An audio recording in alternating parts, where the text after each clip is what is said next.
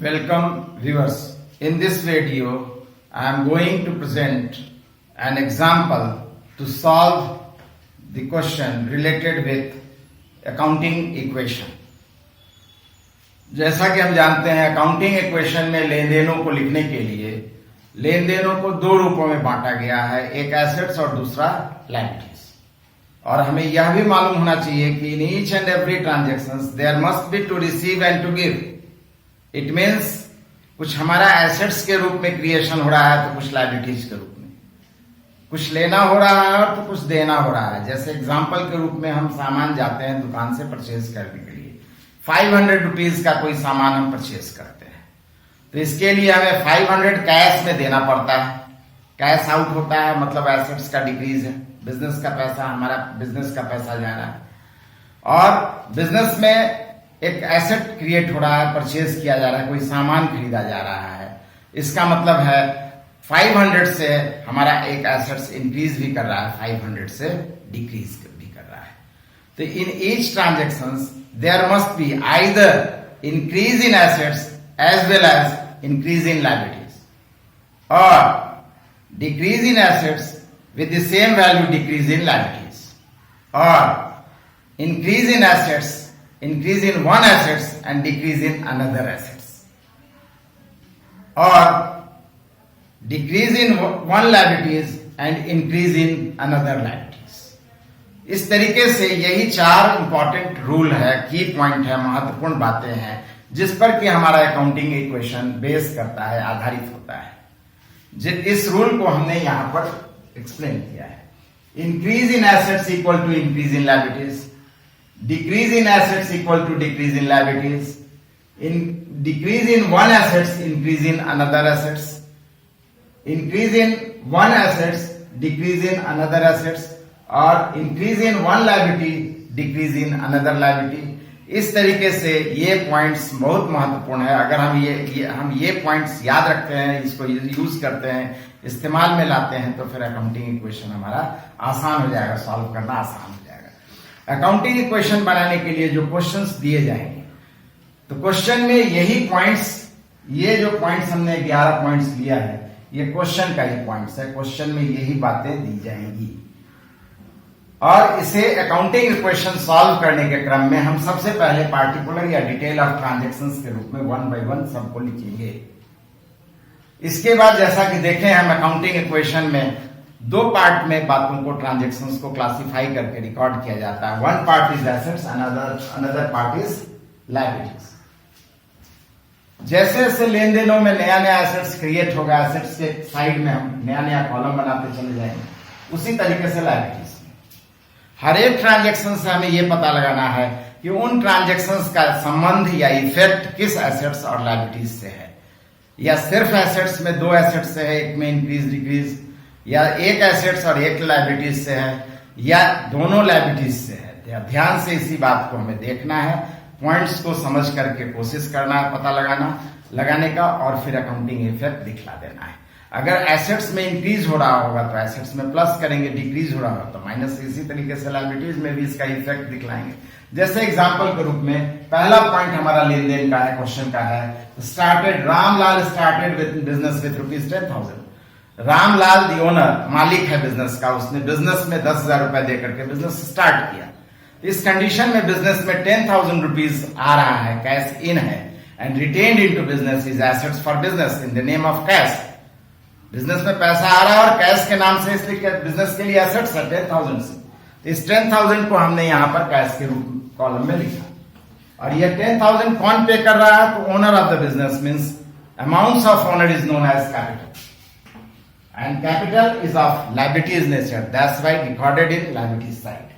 तो liabilities side में capital में हम 10,000 रुपए से लिखे। इसका मतलब साफ हो गया कि यहां पर एक एसेट्स कैश के नाम से क्रिएट हो रहा है तो एक लायबिलिटीज भी 10,000 से लायबिलिटीज के रूप में कैपिटल के नाम से क्रिएट हो रही है। इस लेन देन के बाद दोनों साइड का एसेट्स और लायबिलिटीज का अमाउंट इक्वल आ रहा है, 10,000 इधर, 10,000 इधर। अब नेक्स्ट ट्रांजेक्शन में आते हैं।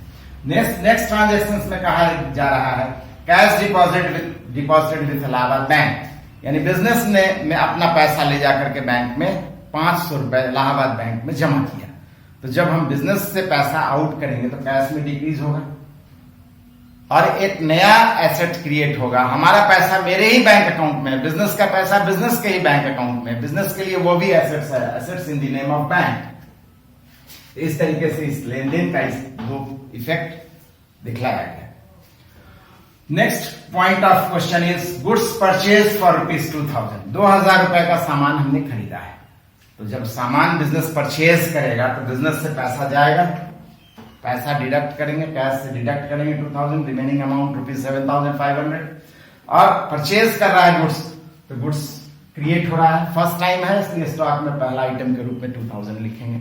और जब परचेज करेंगे तो बिजनेस में आया हुआ सामान retained amount of goods is known as stock, इसलिए स्टॉक के कॉलम में।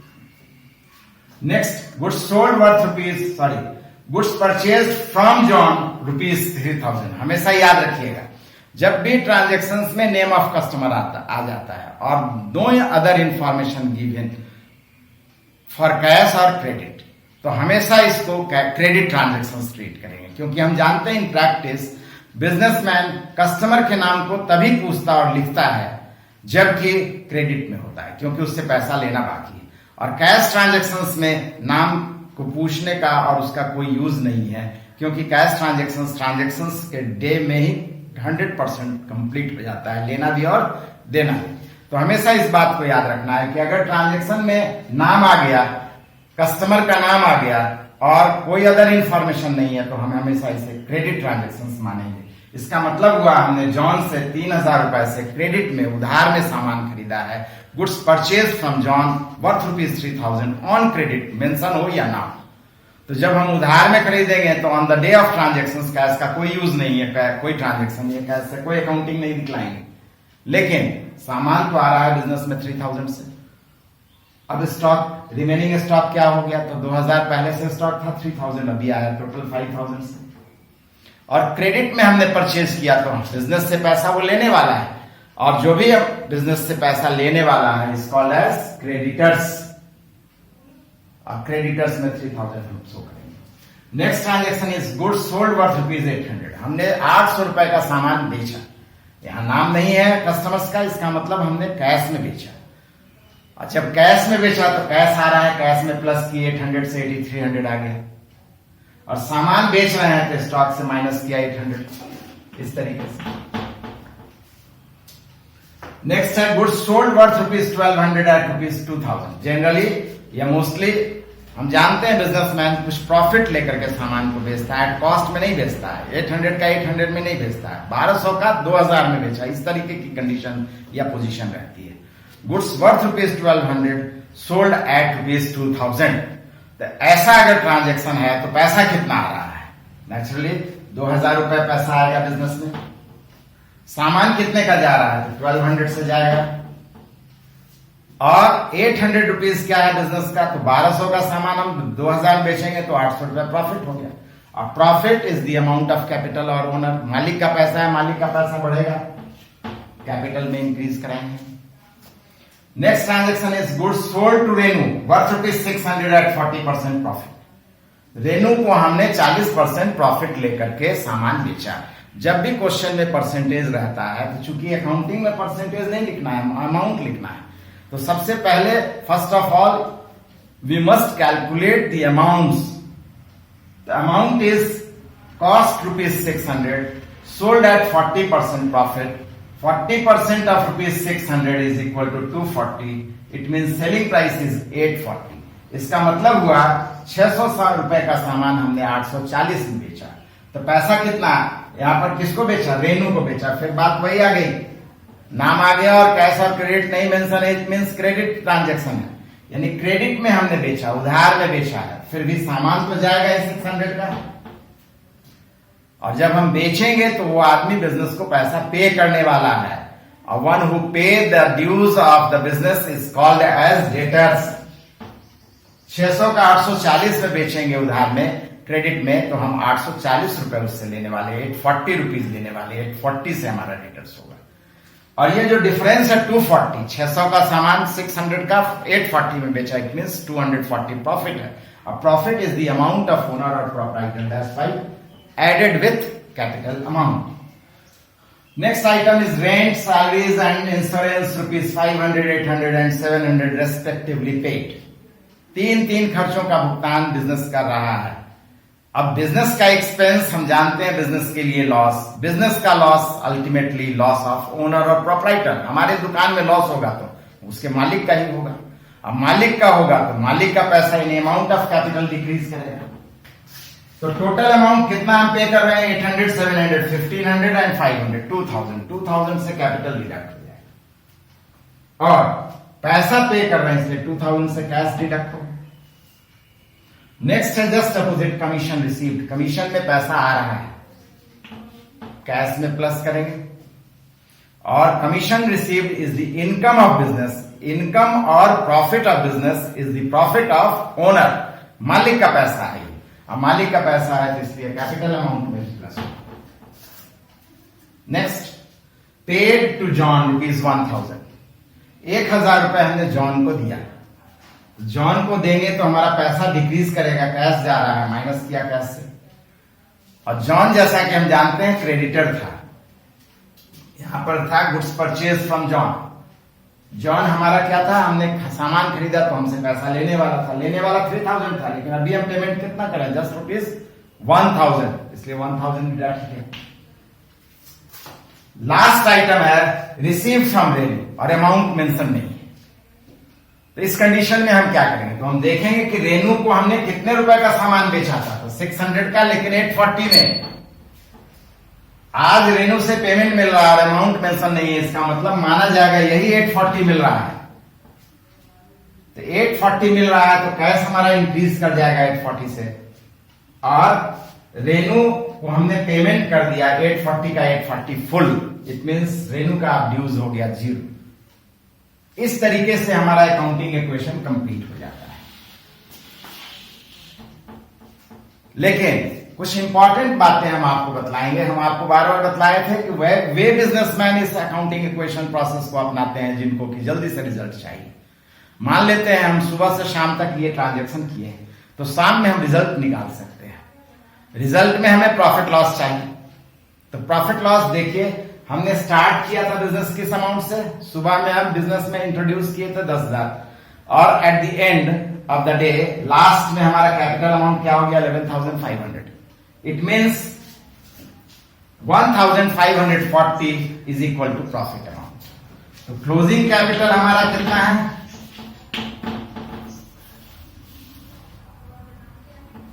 11,540 माइनस ओपनिंग कैपिटल। शुरू की पूंजी कितनी थी? हमने इंट्रोड्यूस कितना किया था? 10,000 इक्वल टू प्रॉफिट कितना हो गया? तो 1540 प्रॉफिट। इतना ही नहीं, एट लास्ट अगर हम इस क्वेश्चन में जानना चाहें कि बिजनेस का पोजीशन कैसा है, तो स्टार्टिंग में हमारे पास कुछ भी नहीं था, तब हमने कितना प्रॉफिट अर्न किया? 1540 रुपीज। इतना रुपया हमने प्रॉफिट अर्न किया। अब नेक्स्ट डे हमारे पास में बिजनेस में 10,640 से कैश है, बैंक में 500 है, स्टॉक या सामान बचा हुआ है 2,400 से, और जस्ट क्रेडिटर लेने वाला कितना है? तो 2,000। निश्चित रूप से on the basis of this position हम कह सकते हैं कि इन फ्यूचर बिजनेस इससे ज्यादा प्रॉफिट अर्न करेगा। इस पर्पस से हमें एक और अकाउंटिंग इसमें बनाना पड़ता है अकाउंटिंग इक्वेशन के साथ साथ, और उस अकाउंटिंग को हम टी फॉर्म अकाउंटिंग कहते हैं। टी फॉर्म अकाउंटिंग कैसे बनता है? T form accounting, T form accounting is also known as balance sheet. The T form और बैलेंस शीट, बैलेंस शीट कुछ भी बोल सकते हैं। तो इसमें दो साइड बनता है, लेफ्ट साइड लायबिलिटीज का होता है, right hand side assets.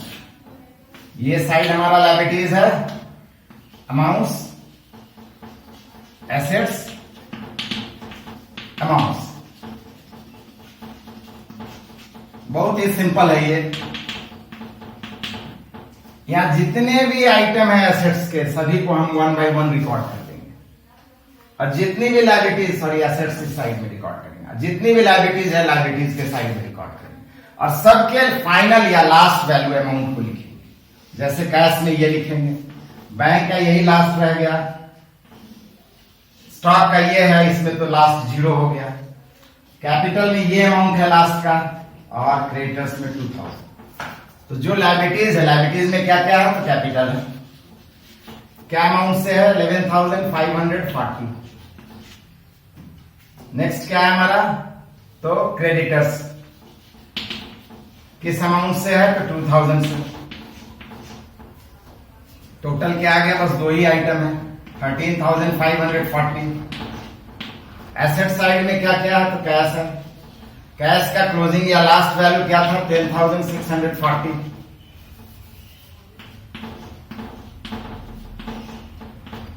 Next है बैंक, बैंक का वैल्यू क्या था, लास्ट या क्लोजिंग 500। स्टॉक का क्या था, 2,400। डेटर्स का क्या है, 0। फाइनली टोटल क्या हो जाएगा हमारा, तो 13,540।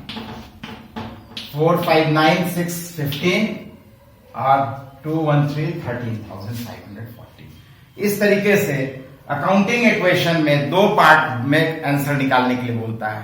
मोस्ट ऑफ द क्वेश्चन में जस्ट अकाउंटिंग इक्वेशन बोला है, और कुछ क्वेश्चंस हैं ऐसे जिसमें कि अकाउंटिंग इक्वेशन के साथ साथ टी फॉर्म या बैलेंस शीट भी बनाने के लिए बोलता है, और कभी कभी सिर्फ बैलेंस शीट बोल देता है या टी फॉर्म अकाउंटिंग। तो जैसा कि आप देखे हैं, टी फॉर्म अकाउंटिंग में वैल्यू कहां से लेते हैं हम, तो अकाउंटिंग इक्वेशन बनाने के बाद, इसलिए जस्ट बैलेंस शीट या टी फॉर्म भी बोलेगा, फिर भी हमें पहला काम हमारा होगा preparation of accounting equation, then T form और balance sheet will be prepared. पिछले क्वेश्चन में हमने लगभग सभी लेन देनों को अकाउंटिंग इक्वेशन में लिखने के तरीके की जानकारी दी है, लेकिन कभी कभी क्वेश्चन में उससे अलग हट करके विशेष समस्याओं से संबंधित लेन देन भी दिया जा सकता है, जिनमें से पहला है outstanding expenses, means expenses not yet paid, ऐसा एक्सपेंस जिसका अभी तक पेमेंट नहीं किया गया है। इन सभी विशेष समस्याओं का क्या अर्थ है, क्या मीनिंग है, और उसका अकाउंटिंग इफेक्ट अकाउंटिंग इक्वेशन में कहां पड़ेगा, हम इसी की जानकारी देने जा रहे हैं। तो जैसे आउटस्टैंडिंग एक्सपेंसेस, एक्सपेंसेस और लॉस फॉर बिजनेस है, इसीलिए कहां लिखना चाहिए, loss of business is loss of owner और प्रोप्राइटर, मींस डिडक्टेड और लेस फ्रॉम कैपिटल। दूसरा इफेक्ट कहां जाएगा, अभी तक हमने पैसा नहीं दिया है, इसका मतलब ये अमाउंट ऑफ अदर्स है, मींस लायबिलिटी फॉर बिजनेस, इसलिए लायबिलिटी साइड में ही अलग कॉलम में आउटस्टैंडिंग एक्सपेंसेस के नाम से हम इसे रिकॉर्ड करेंगे। दूसरा आइटम है हमारा प्रीपेड एक्सपेंसेस और एक्सेस पेड एक्सपेंसेस और एडवांस पेड एक्सपेंसेस, मतलब हमने एक्सपेंसेस ज्यादा पेमेंट कर दिया, तो ज्यादा पेमेंट किया मींस एट प्रेजेंट पैसा दिया, इसलिए deducted from cash in asset side, पहला इफेक्ट। और इसका दूसरा इफेक्ट क्या होगा, ज्यादा दे दिया मींस अमाउंट ऑफ बिजनेस है, ज्यादा दे दिया तो उसका पैसा नहीं, amount of business is equal to assets for business, इसलिए एसेट साइड में एक अलग कॉलम बना करके हम इसको लिखेंगे in the name of prepaid या एडवांस एक्सपेंसेस के नाम से कॉलम रहेगा। इसी के साथ साथ तीसरा पॉइंट जो है, इन दोनों से बिल्कुल अपोजिट तीसरा और चौथा पॉइंट है, ये एक्सपेंसेस नेचर था, ये इनकम नेचर आइटम है। इनकम में भी हो सकता है अर्न इनकम, मतलब इनकम मिलना बाकी रह गया, ये आज के डेट में पैसे का लेन देन नहीं हुआ है, मिलना बाकी रह गया है। Income for that particular period is income for business is income और प्रॉफिट फॉर ओनर, प्रोप्राइटर और मालिक। मालिक के लिए ये लाभ है, तो मालिक के लाभ को कैपिटल में ऐड करना चाहिए, इसलिए इसका एक इफेक्ट आएगा ऐड विथ कैपिटल। दूसरा इफेक्ट कहां जाएगा, तो मिलना बाकी है मींस एसेट्स फॉर बिजनेस, इसलिए एसेट साइड में अलग कॉलम मिले, अर्न इनकम के नाम से कॉलम बना करके हम इसे लिख डालेंगे। Just opposite advance received income भी हो सकता है, एक्सेस रिसीव्ड इनकम भी हो सकता है, इनकम ज्यादा भी मिला हुआ हो सकता है। अगर इनकम ज्यादा मिला हुआ है तो इसका अकाउंटिंग इफेक्ट कहां जाएगा, ये अब हमें जानने की जरूरत है। ज्यादा मिल गया मतलब उसी दिन उसी पीरियड में कैश आ रहा है, बिजनेस में कैश से रिलेटेड है, इसलिए पहला इफेक्ट तो add with cash in asset side. और ज्यादा मिल गया इसका मतलब अमाउंट ऑफ बिजनेस नहीं है, दूसरे का पैसा है। और जब दूसरे का पैसा है मीन्स लायबिलिटीज है, तो लायबिलिटीज में एक अलग कॉलम बनाएंगे इन the name of advance income, और वहीं पर हम उसे रिकॉर्ड करेंगे। इस तरीके से अकाउंटिंग इक्वेशन की पूरी बातें हमारे तरफ से समाप्त होती है। अब आपकी जिम्मेदारी है अकाउंटिंग इक्वेशन से रिलेटेड जितने भी क्वेश्चन बुक में दिए गए हैं, चाहे जो बुक आपके पास है, उसे सॉल्व करना है। स्पेशली वैसे क्वेश्चन को सिर्फ अभी बनाना चाहिए जिसमें कि अकाउंटिंग इक्वेशन प्रिपेयर करने के लिए बोला गया है और टी फॉर अकाउंटिंग बनाने के लिए बोला गया है। अदर क्वेश्चंस जिसमें डेबिट क्रेडिट और एसेट लायबिलिटीज और कुछ और इंफॉर्मेशन है, जब तक कि हम डेबिट और क्रेडिट अदर इंफॉर्मेशन को डिटेल में जान नहीं लेते हैं, जिसकी जानकारी हम अगले वीडियो में करवाएंगे, उसके बाद वापस आप फिर उन क्वेश्चंस को भी स्वतः सेल्फ सॉल्व कर सकते हैं। इसी कारण से हम आपको बतला दें कि अकाउंटिंग इक्वेशन में वैसे क्वेश्चन को जरूर प्रैक्टिस कर लेना चाहिए, चाहे बुक कोई भी हो, जिसमें कि बोला गया है प्रिपेयर अकाउंटिंग इक्वेशन और prepare accounting equation and T form accounting और बैलेंस शीट। नेक्स्ट वीडियो जो होगा हमारा वो डबल एंट्री सिस्टम का अकाउंटिंग नेक्स्ट प्रोसेस जो है जर्नल एंट्रीज, स्पेशली हम उसी पर कंसंट्रेट करेंगे। Thank you.